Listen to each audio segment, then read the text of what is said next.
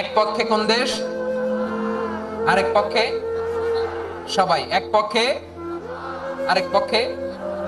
ওই খেলায় জিতেছিল জাপান, জিতেছিল 22 সালের এই ফিফা ওয়ার্ল্ড কাপে জাপান ফুটবল খেলায় জিতে as a part of their celebration তারা খেলার পরে পুরো স্টেডিয়ামটারে ক্লিন করে, the fan base of Japan, lakh lakh মানুষ খেলা দেখতে যায়, তো এত ডাস্টবিনও তো নাই, তো যারা ডাস্টবিনে জায়গা পায় নাই তারা এই যে চকলেটের প্যাকেট, পানির বোতল, চিপসের প্যাকেট তারা এদিকে সেদিকে রেখে দিয়েছে। জাপানের ভক্তরা, জাপানের ফলোয়াররা as a part of their celebration তারা খেলার পরে পুরো স্টেডিয়ামের সব ময়লা আবর্জনা ক্লিন করে তারপরে বিদায় নিয়েছে। তাদেরকে কি ক্লিন করার দায়িত্ব দেওয়া হয়েছিল? এই যশোর, জাপানের যে ছেলেরা খেলা দেখতে গেছিল ওদেরকে কি ক্লিন করার দায়িত্ব দিছিল?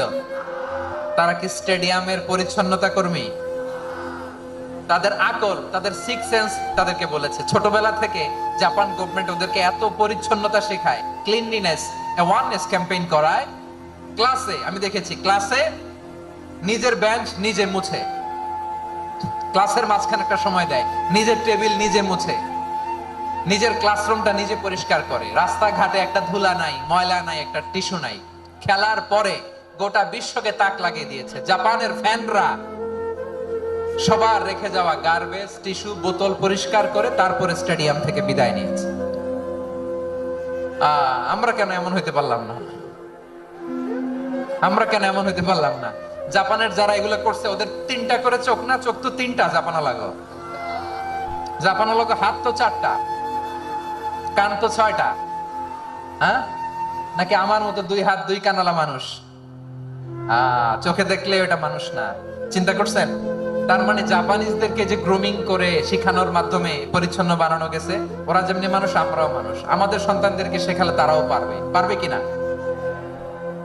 2 নাম্বার উদাহরণ বলি। চট্টগ্রাম ফেনীতে যারা গিয়েছেন, মেঘনা গোমতী ব্রিজ প্রকল্প নাম শুনছেন? মেঘনা একটা ব্রিজ পার হওয়া লাগে। এই মেঘনা গোমতী, এখানে 3টা ব্রিজ কাঁচপুর সহ, এই 3টা ব্রিজের নির্মাণ কাজ, রেনোভেশনের কাজ দেয়া হয়েছিল জাপানের একটা কোম্পানিকে। কাকে?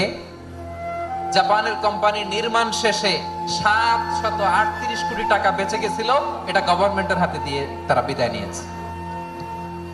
কত টাকা? 738 কোটি টাকা।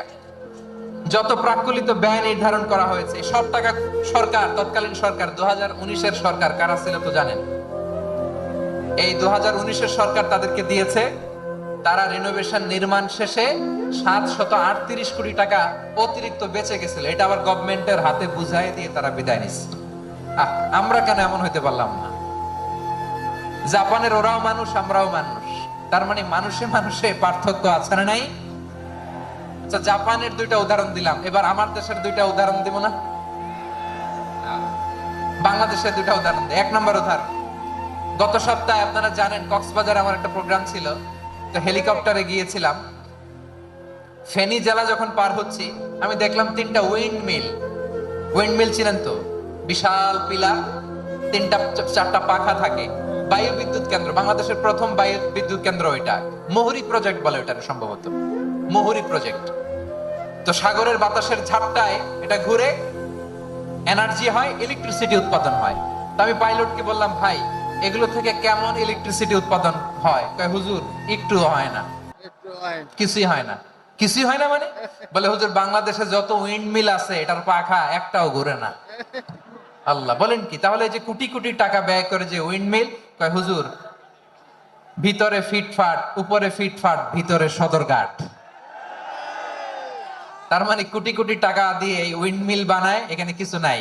দুর্নীতির আড্ডাখানা, আখড়াখানা বাংলাদেশ, ঠিক কিনা বলেন? হায় রে, জাপানিজরাও মানুষ, আমরাও মানুষ। আমার এক নিকট আত্মীয় সরকারি চাকরিজীবী, উনি আমাকে বললেন, বাংলাদেশের আরেকটা উদাহরণ দেখি। উনি আমাকে বললেন যে প্রতি বছর আমাদের অফিসের ফার্নিচার চেঞ্জ করে। বললাম, প্রতি বছর ফার্নিচার চেঞ্জ করে কেন? বলে যে ফার্নিচার নতুন পারচেজ করলেই তো এখানে টাকা, নতুন কিনতে পারলেই টাকা, নতুন উন্নয়নের সবক শোনাতে পারলেই টাকা। প্রথম আলোর রিপোর্ট। কি আলো?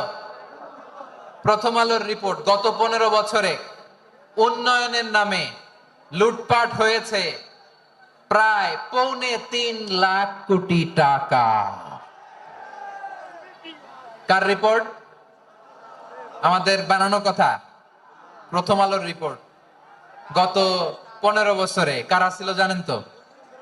হ্যাঁ, শুধু ওনাদেরকেই দোষ দিয়ে লাভ নাই।